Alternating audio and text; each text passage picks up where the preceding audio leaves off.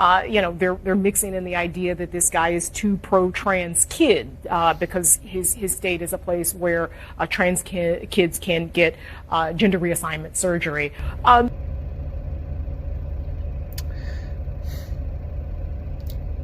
Children cannot consent to virtually anything. They can't vote. They can't buy a gun. They can't buy a lighter. They can't buy energy drinks. They can't get tattoos.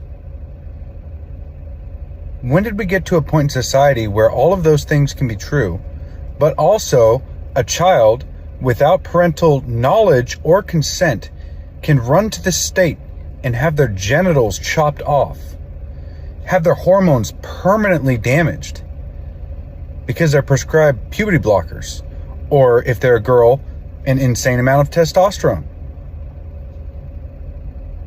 When did we get to this point in society where this has just become a normal idea? Why are governors ranting and raving about this like it's a good thing? If that were true, then children should be able to vote. They should be able to buy guns. They should be able to buy energy drinks.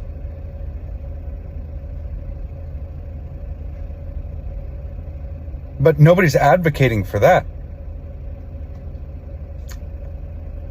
At some point, we're going to have to recognize that all the people who legalized this and all the doctors performing these surgeries and prescribing these hormones are going to have to be locked in prison for life.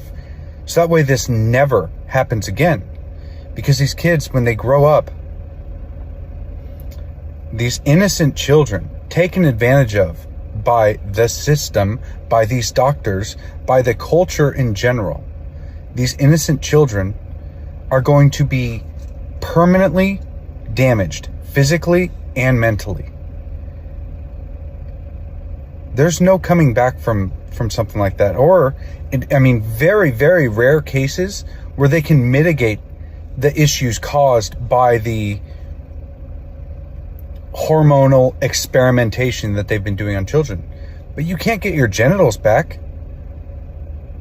These people need to be put in prison and locked away for good because they are actively harming innocent children. Children cannot consent. It is that simple. Let's look and find the strong. Welcome to the race, Tim Walz. Let's make sure America knows who you are.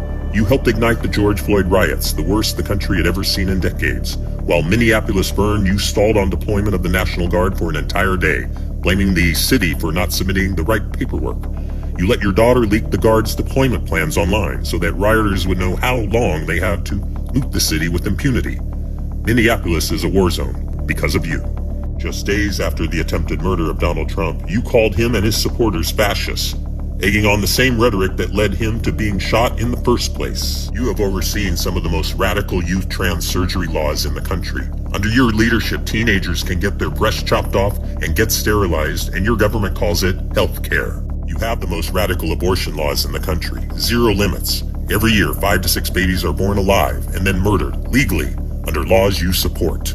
On immigration, you famously said you wanted to provide a ladder so invaders can come over Trump's wall.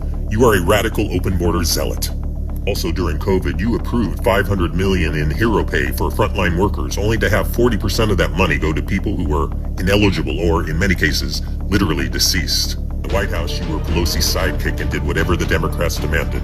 You will try to disguise yourself as a folksy Midwestern moderate. In reality, you are a white male version of Kamala Harris, radical, inept, undeserving to be in leadership.